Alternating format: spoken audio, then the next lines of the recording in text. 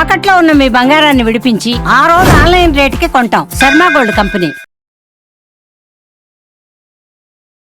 నమస్కారం, మీరు చూస్తున్న సుమన్ టీవీ. నేను మీ కీర్తి. నాతో పాటు భారతీ శంకరపీఠ వ్యవస్థాపకులు బ్రహ్మశ్రీ తిరుపతి మూర్తి అవధాని గారు ఉన్నారు. నమస్తే గురుగారు. ఓం శ్రీ మహాగణాధిపతయే నమః. బంగారం ఆకాశాన్ని అంటి కూర్చుంది. ఒకవైపు తగ్గుతుంది తగ్గుతుంది అంటున్నారు. ఆ విషయం అలా పక్కన పెడితే ఇప్పుడు అక్షయ తృతీయ వచ్చేస్తుంది. బంగారం షాపులన్నీ కిక్కిరిసిపోతూ ఉంటాయి. ఎంత కాస్ట్ అయినా అంత మాసమైనా తెచ్చుకోవాలని చాలామందికి సెంటిమెంట్గా ఉంటుంది. కానీ అక్షయ తృతీయకి బంగారానికి ఎందుకు గురుగారు అంతగానం లింక్ వచ్చింది? నిజంగా బంగారం కొనాలా? కొంటే నిజంగా ఐశ్వర్యం ఇంటికి వచ్చినట్టేనా? అక్షయంబుగ కాశిలోపలి అన్నపూర్ణ భవాని వై, సాక్షి గణపతి కన్న తల్లివి, సద్గుణావతి శాంభవి, మోక్షమొసగుటకు కనక దుర్గవు మూల కారణ శక్తివి, శిక్షసేతువు దుష్టజనులను శ్రీగిరి భ్రమరాంబిక, గజతురగ సహస్రం గోకులం భూరిదానం, కనకరజిత పాత్రం మేదినీ సాగరాంతం, ఉభయకుల పవిత్రం కోటి కన్యా ప్రదానం, నభవతు సమతుల్యం అన్నదాన సమానః. ఈ రెండు శ్లోకాలకి అక్షయ తృతీయకి సంబంధం. బంగారానికి అక్షయ తృతీయకి సంబంధమే లేదమ్మా. కేవలం అక్షయ తృతీయకి బంగారం కొనాలి అనేటువంటి దాంట్లో ప్రాశస్త్యం ఎక్కడా లేదు. ఏ పురాణంలోనూ చెప్పబడలేదు, ఏ విధానంలోనూ వివరింపబడలేదు. 15 సంవత్సరాల క్రితం ఈ మాటే లేదు. ఈ మాటే 15-20 ఏళ్ళ క్రితం లేదు. ఈ మధ్యకాలంలో విపరీతంగా వచ్చేసేసి ఆడవాళ్ళకు కూడా పిచ్చ పట్టినట్టుగా పట్టి అదొక ఎమోషనల్గా కొనకపోతే ఏదవుతుందని చెప్పి కొని నాశనం కావటం కన్నా కొనకుండా చేయవలసినవి చేస్తే చాలండి. అక్షయ తృతీయ రోజు నాడు తప్పకుండా చేయవలసినవి ఏంటి గురుగారు? వెండి. మన ఇంటికి ఒక బ్రాహ్మణి పిలవటమా, మనం మన గురుగారింటికి వెళ్ళటమా, మన ఇంటికి ఆడబిడ్డని పిలవటమా, లేకపోతే తమ్ముడిని పిలవటమా, వాళ్ళకి భోజనం పెట్టి బట్టలు పెట్టి వాళ్ళకి వెండి వస్తువు ఏదైనా ఒకటి ఇవ్వాలండి. అవునా గురుగారు? చిన్న చెంబైనా, చిన్న కప్పు అయినా ఆ కప్పు నిండా పాలు పోసి వస్త్రం పెట్టి బ్రాహ్మడికి ఇవ్వటం, ఆడబిడ్డని తమ్ముణ్ణి పిలుచుకొని కడుపు నిండా అన్నం పెట్టి వాళ్ళకి వెండికి సంబంధించింది ఏదైనా ఇవ్వటం, అది తిరిగి 1000 రెట్లు ఇచ్చేలా చేస్తుంది. అందులో ప్రధానమైనటువంటి అంశం అక్షయంబుగ కాశిలోపలి అన్నపూర్ణ భవాని వై. అన్నపూర్ణ అమ్మవారికి చేయవలసినటువంటి కొన్ని ఆరాధనలు చేసి అన్నం పెట్టు అక్షయంగా. లేదో ఒక కూర ఒక పప్పు కాకుండా పప్పు కూర వేపుడు ఇట్లా మొత్తం మృష్టాన్న భోజనము అంటారంటే షడ్రసోపేతంగా అన్ని రకాలుగా ఉన్నట్టుగా విస్తరణ నిండా తృప్తిగా ఉండేటువంటి భోజనం కనీసం 10 మందికి పెట్టు. తొక్కులతో ఎవరికి పెట్టలేదంటే 10 మందికి పెట్టగలిగితే అది వృద్ధి. ఎంతటి శక్తిని ఇస్తుంది అది? గజతురగ సహస్రం ఏనుగులు, గుర్రాలు ఇటువంటివి ఒక 1000 దానం చేస్తే ఎంత ఫలితం వస్తుంది? గోకులం భూరిదానం. గోష్ఠాలు, గోకులాలు అంటే గోసత్రాలు ఇవన్నీ ఉంటాయి కదండి, ఆ గోష్ఠములు ఉంటారు వాటిని. ప్రపంచంలో ఎన్నైతే ఉంటాయో అన్ని గోకులాలు, అన్ని గోవులను దానం చేస్తే ఎంత ఫలితం వస్తుంది? భూరిదానం. భూరి అంటే ఇక విశేషంగా ఇది లేదు అనేటది లేదు. భూరి విరాళం, భూరిగా విరాళం ఇచ్చారంటారు చూసారండి, ఇంత అని కాకుండా ఇచ్చేసేయటం. కనకరజిత పాత్రం. కనకరజితములు అంటే వెండి బంగారములు పాత్రములు. కనకరజిత పాత్రం మేదిని సాగరాంతం. సాగరం అనేటువంటి సముద్రం అలలు ముందుకు వచ్చి వెళ్తుంటాయి, అవి కూడా కనిపించకుండా వాటిని మొత్తం పరిచేస్తే ఎంత ఫలితం వస్తుంది?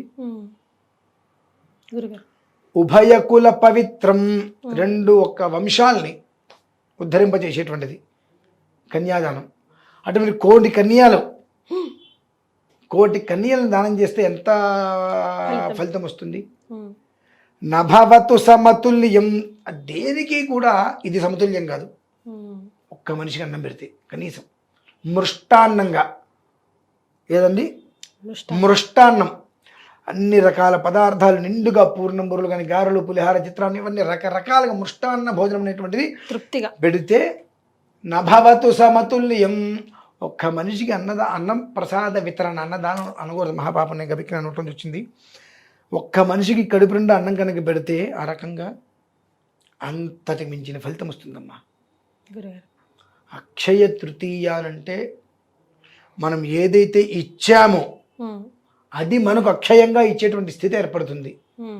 మనం చేసే దాన్ని బట్టి బంగారం కనుక కొన్నాము అంటే పాతాళానికి వెళ్తామమ్మా. ఎందుకు గురుగారు, మరి మీరు ఎసెట్లా ఉండిపోతుంది కదా, అవసరానికి ఉపయోగపడుతుంది కదా గురుగారు.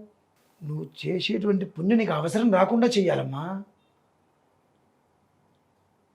నాగార్జున గారు చెప్పారని చెప్పి అదేదో జోయాలు కస కళ్యాణ్ జ్యువెలరీ కొని నా వెంకటేష్ గారు చెప్పారని చెప్పి ముత్తూట్లో తాకట్టు పెట్టడం దేనికి? అయ్యరామా, మనం అన్నామని కదండి. అంతే కదా. మనం చేసేటువంటి ఏదైతే కనుక విశిష్టమైన ప్రక్రియ ఉంటుందో అది అక్షయంగా చెప్పబడింది కదా, అంత ఫలితం మనకు వచ్చేటట్టుగా మనం చేసుకోవాలి. రైట్. నువ్వు కనీసం ఇక ఎవ్వరికీ పెట్టలేదంటే 10 మందికి భోజనం పెట్టు. ఈశ్వర సంఖ్య 11 పెట్టు. రైట్. భగవంతుడు నీకు ప్రతి పూట 11 మందికి అదే రకమైన భోజనం పెట్టేటువంటి యోగాన్ని ఇస్తాడు. ఆ రోజు నీకు ఆ బంగారాన్ని తాకట్టు పెట్టాల్సిన కర్మ పడుతుందా? మరి ఇవాళ కొనుక్కోవడం దానికి ఎప్పుడో కష్టం వస్తే తాకట్టు పెట్టడానికి ఉపయోగిస్తుంది అంటే అది కరెక్ట్ కాదు కదమ్మా. అంటే మన ఆలోచనలు ఇవాళ బంగారం కొంటే రేపు తాకట్టు ఉపయోగిస్తాయి కదా అనుకుంటున్నాం. అసలు కొనే ముందే తాకట్టు అంటున్నాం మనం. మరే అవును గురుగారు, మైండ్ సెట్ నిజంగా అందరూ అలాగే ఉంది. కొనే ముందే తాకట్టు అంటున్నప్పుడు అది ఇంకా మన దగ్గర ఎందుకు ఉంటుందండి? మరే ఒక్కసారి తాకట్టులో ఒక బంగారం వెళ్తే మన ఇంట్లో మళ్ళీ ఉండదండి, గుర్తుపెట్టుకోండి జీవితంలో. సో అక్షయ తృతీయ రోజు బంగారం కొనడం కాదు, వెండి దానం కానీ అన్న వితరణ కానీ చేయాలి. ఈ రెండు అది చాలా చాలా శ్రేయస్కరం అంటున్నారు. చాలా కాదమ్మా, ఇప్పుడు చెప్పాక ఉభయ కుల పవిత్ర, ఇంతకు మించినట్టు దాన్నే మించినటువంటి ఒక శ్రేష్టమైనటువంటి ఫలితం ఇంకొకటి లేదు ఆ రోజున చేసేటువంటిది. దాన్నే అక్షయ తృతీయ అంటారు. క్షయము కానటువంటిది, క్షయము లేనటువంటిది, క్షయము చూడనటువంటిది. అక్షయం అంటే ఇక లేదు అనే మాట ఉంటుంది కదా. మరి లేదు అనే మాట మనకు కావాలి అంటే ఎప్పుడు బంగారం కొని అప్పుడు నేను తాకట్టు పెడతా అంటే ఇక లేదు అనే మాట ఉంటేనే తాకట్టు పెట్టేది. ఆ కర్మ ఎందుకండి మనకు? విచిత్రం చూడండి, ఎంత చెప్పనివ్వనండి ఇక్కడ, ఎంత చెప్పినా ఆ టైంకి వెళ్ళి బంగారం కొనేస్తారు. కొనకపోతే ఏదో అనర్థం జరుగుతుంది. అంటే కొంతమందికి ఎవ్రీ ఇయర్ కొనే ఆ సెంటిమెంట్ కూడా ఉంటుంది కదా. అదే అంటున్నానమ్మా, మీ చిన్నప్పుడు ఉందా? లేదనుకోండి. మరి అత చిన్నప్పుడు లేదు, ఇప్పుడు ఎలా వచ్చింది? కాలంలో లేనివి ఇప్పుడు చాలా జరుగుతూనే ఉన్నాయి కదా గురుగారు. అదే అంటున్నారమ్మా, చాలా తప్పది. అప్పటి కాలంలో లేదు అంటే అసలు ఎప్పుడూ లేదు. అంటే ఇప్పుడు వచ్చిందంటే పుట్టించారు. మరి అప్పటి కాలంలో లేదు అని అంటే ఇప్పుడు మీకు ఎంత ఉంటుందండి వయసు? అప్పటి కాలం అంటున్నారు అంటే అట్లా ఊరికే అన్నారు కదండి. మీ చిన్నప్పుడు మీరు వినలా ఈ అక్షయ తృతీయకి బంగారం కొనాలనే పదం, ఎక్కడ మీరు వినలా. ఇంటికి బంధువులు రావడం, భోజనాలు చేయడం, ఇటువంటివి 10 మందితోటి కలిసి చూడటం మినహాయిస్తే బంగారం కొనాలనే పదం మనం ఎప్పుడు కూడా వినలేదు. ఇప్పుడు మనం వింటున్నామంటే అప్పుడు కాదు, ఎప్పుడూ లేనిది ఇది. ఇందాక దాంట్లో చెప్పుకున్నాం కొత్త పోకడా అని చెప్పి చెప్పుకున్నాం. ఇది ఎప్పుడు ఎక్కడా లేనిది కొత్తగా తీసుకొచ్చారు. దీనికి ఏదైనా ఒక ప్రమాణం ఉందా? లేదు. మరి ఒక ప్రమాణము లేదు, ఒక ఛందస్సు లేదు, ఒక శాస్త్ర ఏమీ లేకుండా బంగారం కొనాలి అని అంటే ఎవరు తీసుకొచ్చారు? ఇదొకటి. తర్వాత దీపావళి ముందు వచ్చిందని ధనత్రయోదశి అని చెబుతూ ఉంటారు. ఎందుకు మార్చారు? ఎవరిని అడిగి మార్చారు? ఎవరిష్టం వాళ్ళదే. బిజినెస్ టర్న్స్ గురుగారు అంటే మీ బిజినెస్లు బాగుండాలని చెప్పి పేరు వీటికి మారుస్తారా? ఎంతవరకు అది కరెక్ట్ అన్నది మనమే ఆలోచించుకోవాలి. అంతే కదా. కాబట్టి అనవసరంగా అక్షయ తృతీయ అని చెప్పి బంగారం కొని బంగారం లాంటి భవిష్యత్తును మాత్రం బుగ్గిపాలు చేసుకోవద్దు. వెండి తీసుకోండి, ఆడపడుచులకు ఆడపడుచు అంటారు పిలవండి, తమ్ములను పిలవండి, వాళ్ళ కడుపుండి అన్నం పెట్టండి, మంచి బట్టలు ఇచ్చి వెండితోటి చిన్నది ఏదో ఒకటి ఇవ్వండి. దీనివలన ఎన్నో రకాల పితృదోషాల నుంచి కూడా బయటపడతారమ్మా. ఓ వావ్, ఓకే, రైట్. బ్రాహ్మడిది మన ఇంటికి పిలవడం కానీ, మన పరిసరాలు ఎవరైనా చక్కటి చదువుకున్న బ్రాహ్మణుడు ఉంటే వారి ఇంటికి వెళ్ళి వారికి అర్చన చేసి చిన్నది ఉగ్గి గిన్నె ఏదో ఒకటి మనకు శక్తి అనుసారం అందులో పాలు పోసి ప్రసాదించు. పయఃపాత్ర అంటారు. ఏంటది? పయఃపాత్ర అంటే పాల గిన్నె అన్నట్టుగా వారికి ఇచ్చి నమస్కారం చేసుకొని రాగలిగితే బియ్యంతో పాటుగా మనం ఏదైతే మన తమ్ముడికో ఇంట్లో ఆడబిడ్డకో ఇంటి అయ్యగారు అంటే ఇంటి బ్రాహ్మడు అలా మనం ఏదైతే కనుక ఇచ్చినటువంటిది ఉంటుందో అవి అనేక వేల లక్షల రెట్లు వృద్ధి చెందుతాయి. మనకు కావాల్సింది వృద్ధమ్మ. బంగారమైన జీవితాన్ని బంగారం కొని బుగ్గిపాలు చేసుకోవడం కాదు. రైట్. పితృప్రీతికరం యస్మాత్ రుచితం దుఃఖసాగరాతు. ఈ వెండి ఎందుకు ఇవ్వాలి అని అంటే అక్షయం అంటే అందులో నీ వంశం కూడా ఉందిగా, నీ వంశం ఆగిపోకూడదుగా. నీ వంశం ఆగిపోకుండా ఉండాలంటే పితృదేవతలకు అనుగ్రహం కావాలి. పితృశాపము పితృదోషం అంటే వంశం ఉండదు. కనుక ఆ రోజున ఆ వెండి నా బ్రాహ్మడికి కూడా అలా ఇవ్వటం వల్ల ఏమవుతుందంటే పితృదోషానికి సంబంధించిన దాంట్లో నుంచి బయటపడతారు ముందు. రైట్. అవి మూలమండి ప్రధానంగా.